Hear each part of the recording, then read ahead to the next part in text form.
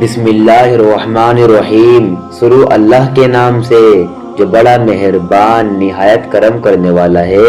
محترم ناظرین السلام علیکم۔ محترم ناظرین، بغداد میں بے شمار علماء موجود تھے۔ انہیں علماء میں سے ایک عالم اپنے شاگردوں کو دین کی تعلیم دینے کے لیے نماز جمعہ کے بعد ان کو لے کر وہ قبرستان کی طرف جاتے اور فاتحہ خوانی کرتے اور اپنے تمام شاگردوں کو طرز عبرت بھی دیتے کہ دیکھو، انسان دنیا میں وقتی طور پر موجود ہے اور اس کا آخری ٹھکانہ تو قبر ہے۔ اسی طرح وہ تمام شاگردوں کو وہ قبرستان لے کر جاتے اور دین کی تعلیم دیتے۔ معمول کے مطابق ایک مرتبہ نماز جمعہ ادا کرنے کے بعد وہ اپنے شاگردوں کے ساتھ قبرستان کی جانب فاتحہ خوانی کرنے کے لیے نکلے۔ ابھی وہ چلتے ہی جا رہے تھے تو راستے میں ایک کالی سی چیز آتی ہوئی نظر آئی۔ دور سے تو وہ ایک کالی رسی لگ رہی تھی، لیکن قریب جا کے دیکھا تو راستے میں ایک سانپ تھا جو کہ ان کا راستہ روک کر کھڑا تھا اور اس نے منہ ایسے کھولا ہوا تھا جیسے وہ سب کو نکل جائے گا، یعنی وہ سب کو نقصان پہنچانا چاہ رہا تھا۔ عالم صاحب نے اپنی شاگردوں کی حفاظت کے لیے قریب جا کر اپنے اعضاء سے اس سانپ کے منہ کو کچل دیا۔ اس کے بعد وہ آگے بڑھنے لگے۔ دور سے ریت کا ایک طوفان ان کی طرف آتا ہوا دکھائی دیا۔ وہاں پہ موجود تمام شاگرد وہ خود اپنی آنکھوں سے یہ منظر دیکھ رہے تھے کہ ان کو استاد صاحب کو ایک لمبے کندھے غبار نے ڈھانک لیا اور دیکھتے ہی دیکھتے نظروں سے غائب ہو گئے۔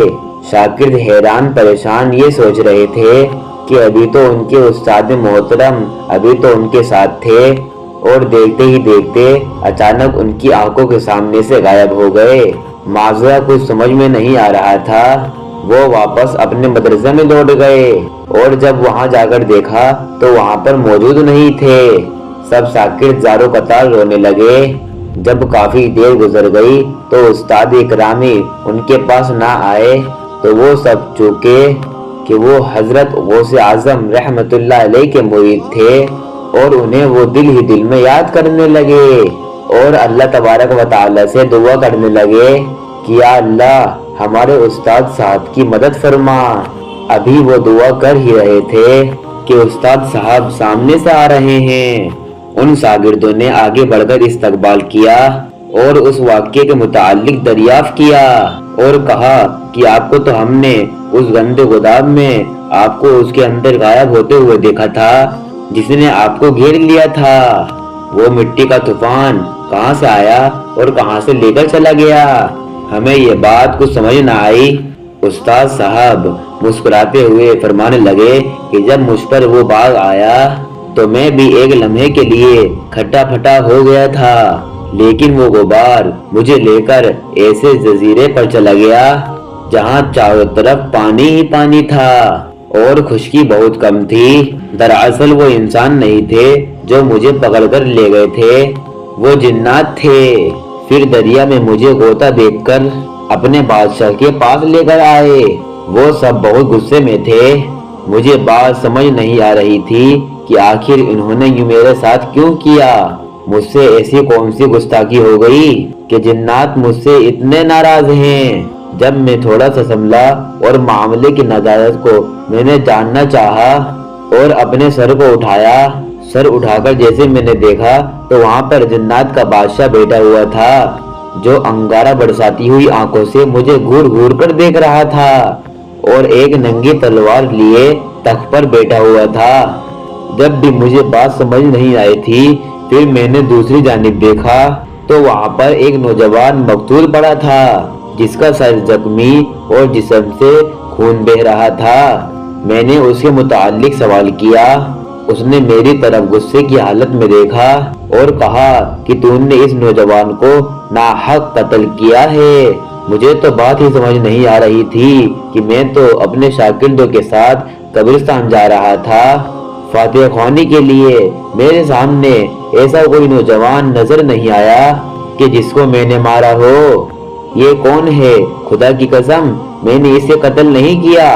बल्कि मैं तो हैरान हूँ, आपके साथियों ने मुझ पर इल्जाम लगाया है और मुझे अगवा करके यहाँ पर ले आए हैं। जन्नात के खादिम कहने लगे कि इसके हाथ में जो खदा है वो इस बात की दलील है कि इसने ही कत्ल किया है। मुझसे जब इस खून के बारे में पूछा गया तो मैंने कहा कि मैंने तो इस नौजवान को कत्ल नहीं किया, मैंने एक सांप को जरूर मारा था, ये उसी का खून है। बादशाह कहने लगा कि ए आलिम, तू आलिम नहीं है, तू नहीं जानता कि तूने कितना बड़ा गुनाह कर दिया है। मेरा दिल चाह रहा है कि मैं तलवार इसी वक्त चलाऊं और तेरा सर तेरे जिस्म से अलग कर दूं। वो सांप तूने जिसके सर को चल दिया वो सांप नहीं था, बल्कि वो मेरा बेटा था। ये सुनते ही मैं हक्का बक्का रह गया, यानी मैंने जन्नात के बेटे को मार दिया था। अब तो ये मुझे नहीं छोड़ेंगे, अब तो ये अपना बदला जरूर लेंगे। फिर वो सब काजी की तरफ मुतवज्जे हुआ कि ये सब कातिल का इजरारी है, लिहाजा तुम इसके कत्ल का हुक्म दे दो। काजी ने मेरी तरफ देखा और कहा कि क्या सच में तुम इस बात को मानते हो? मैंने काजी से कहा कि मैंने इस नौजवान को हरगिज नहीं मारा, मुझे नहीं मालूम था कि इस सांप के रूप में कोई जिन है और चूंकि वो हम पर हमला करने वाला था, लिहाजा अपने बचाव के लिए मैंने उसे मार दिया।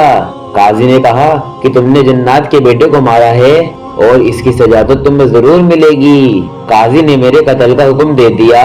बादशाह ने जैसे ही काजी का हुक्म सुना वो तलवार खींचकर मुझ पर वार करने लगा। बस मैंने कलमा पढ़ लिया।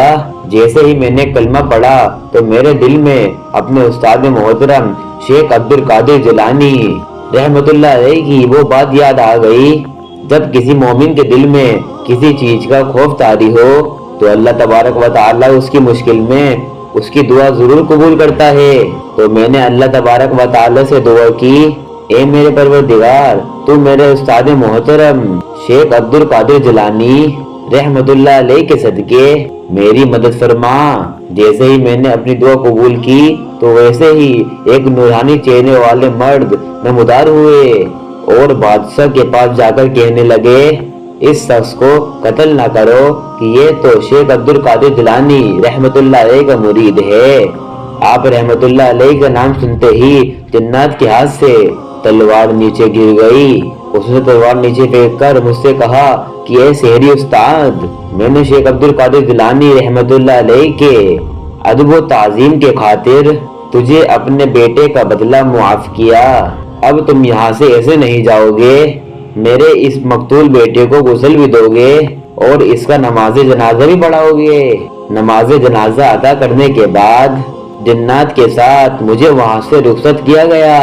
जब मैं कब्रिस्तान के पास पहुँचा तो वहाँ पर आप लोग मौजूद नहीं थे, तो मैं समझ गया कि मेरे तमाम शागिर्द मदरसे में चले गए होंगे। कब्रिस्तान में फातिहा ख्वानी करने के बाद मैं यहाँ पर आ गया। वो जिन्नात मुझे यहाँ छोड़कर मेरी नजरों से पोशीदा हो गए।